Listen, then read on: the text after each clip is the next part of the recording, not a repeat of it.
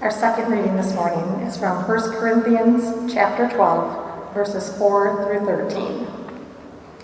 Now there are varieties of gifts, but the same Spirit. And there are varieties of services, but the same Lord.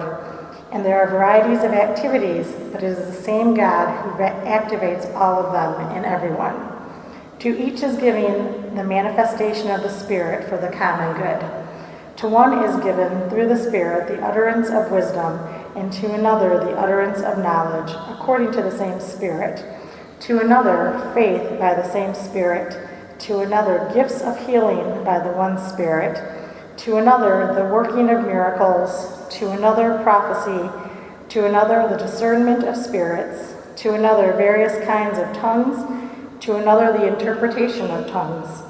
All these are activated by one and the same Spirit, who allots to each one individually, just as the Spirit chooses.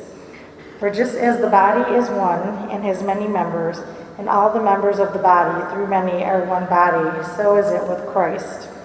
For in the one Spirit we are all baptized into one body, Jews or Greeks, slaves or free, and we were all made to drink of one Spirit. God's word for us.